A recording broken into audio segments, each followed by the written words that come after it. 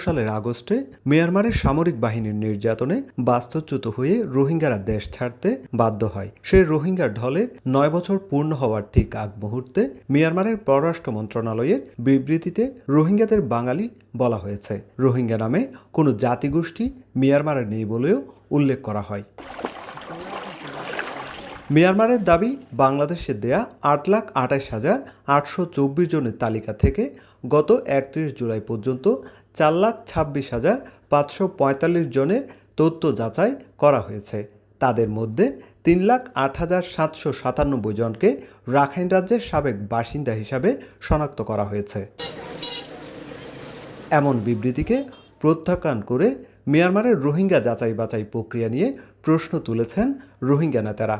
তাদের দাবি, দীর্ঘ সময়ে অর্ধেকেরও কম তালিকা যাচাই করায় প্রমাণ করে প্রত্যাবাসনে মিয়ানমারের রাজনৈতিক সদিচ্ছার ঘাটতি রয়েছে। আর রোহিঙ্গাদের বাঙালি বলা, সেটিকেও নাটক বলে অবহিত করেছেন রোহিঙ্গারা।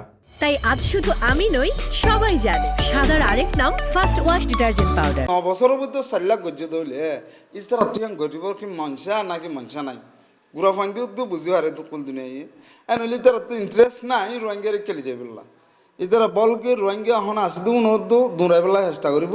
আড়াইশোর উত্তুল্য হয়ে বর্মার তো পলিটিক্যাল উইলিংনেস নাই।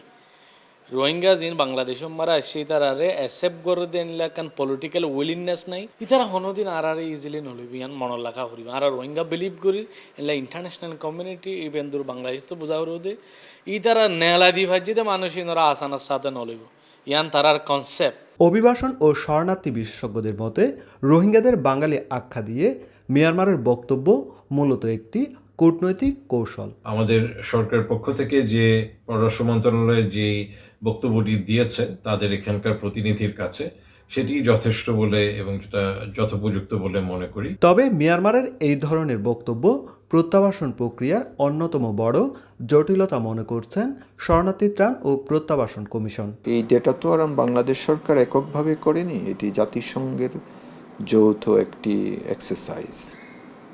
যৌথভাবে ভেরিফাই করে এই ডেটা তৈরি করা হয়েছে ফ্যামিলি ট্রির আন্ডারে। সুতরাং এখানে কারোই অস্বীকার করার কোনো উপায় নেই যে এই লোকগুলো মিয়ানমার থেকে এসেছে এবং তাদের পরিবারে নতুন শিশু জন্মগ্রহণ করেছে।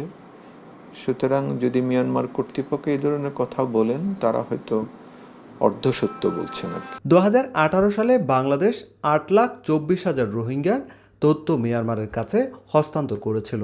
সেই জনগোষ্ঠীর পরিবার ও সদস্য সংখ্যা পরবর্তী সময়ে বেড়েছে। এখন 12 লাখের বেশি রোহিঙ্গা বাংলাদেশে বসবাস করছে। সুজাউদ্দিন রুবেল, সময় সংবাদ, কক্সবাজার।